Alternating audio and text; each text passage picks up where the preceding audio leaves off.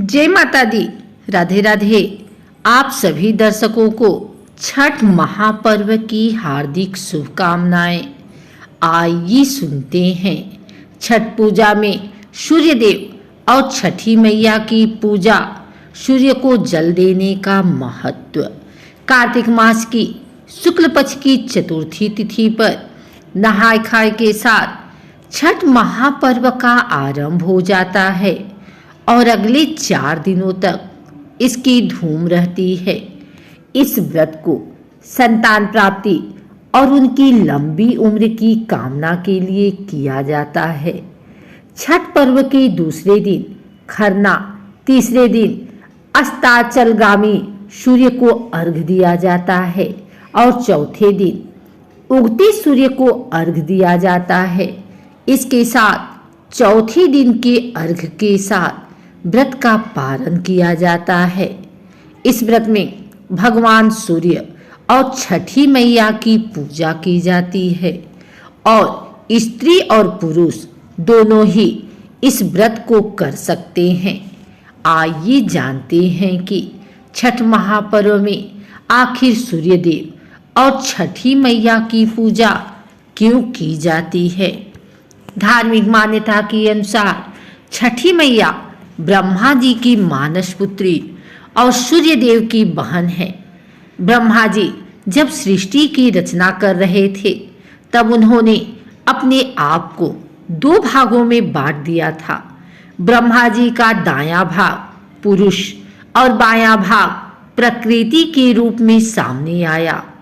प्रकृति देवी ने सृष्टि के लिए अपने आप को 6 भागों में विभाजित कर दिया और छठा अंश षष्ठी देवी के नाम से जाना गया, जिसे छठी मैया के नाम से जाना जाता है।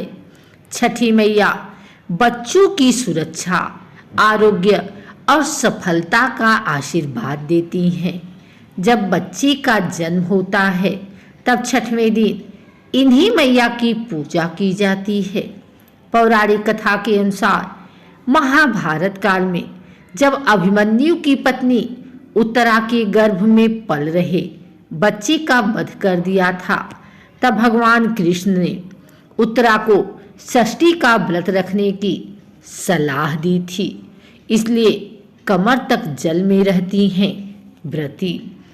पौराणिक कथा के अनुसार छठ महापर्व की शुरुआत महाभारत काल से मानी जाती है। भगवान सूर्य के आशीर्वाद से कुंती को कर्ण नाम के एक पुत्र की प्राप्ति हुई, जिसे सूर्यपुत्र के नाम से जाना गया। भगवान सूर्य की वजह से कर्ण को कवच और कुंडल प्राप्त हुए और वह सूर्यदेव के समान ही तेजस्वी, बलशाली और महान योद्धा बने। बताया जाता है कि जल में कमर तक खड़े रहकर सूर्यदेव की पूजा की परंपरा कर्ण ने शुरू की थी। कर्ण हर रोज घंटों तक कमर भर पानी में खड़े होकर सूर्य की उपासना करते थे और उनको जल अर्पित करते थे। इसलिए आज भी छठ के तीसरे और चौथे दिन कमर तक जल में खड़े होकर सूर्य को अर्घ्य देने की परंपरा चली आ रही है। महाभारत काल में एक और कथा छठ व्रत के नाम से मिलती है। जब कौरवों से जुए में पांडव सारा राजपाट हार गए थे, तब पांडव पत्नी द्रौपदी ने छठ महाव्रत किया था। इस व्रत के प्रताप से पांडवों को उनका पूरा राजपाट वापस मिल गया था। मान्यता है कि सायंकाल के समय सूर्य अपनी पत्नी देवी प्रत्युषा के साथ समय व्यतीत करते हैं। इसी कारण शाम के समय छठ पूजा में डूबते सूर्य को अर्घ्य देते समय देवी प्रत्युषा की उपासना की जाती है। ऐसा करने से व्रत की मनोकामना जल्द ही पूर्ण हो जाती है। यह भी माना जाता है कि सूर्य को अर्घ्य देने से कुंडली में सूर्य की स्थिति मजबूत होती है और जीवन की कई समस्याओं से राहत मिलती है, साथ ही रोगों से भी मुक्ति मिलती है। कार्तिक मास की सप्तमी तिथि को उगते सूर्य को अर्घ्य दिया जाता है और फिर इस व्रत का समापन होता है। घाट पर सूर्य को अर्घ्य देने के लिए व्रती के साथ पूरा परिवार पहुंचता है और सूर्य आराधना करता है।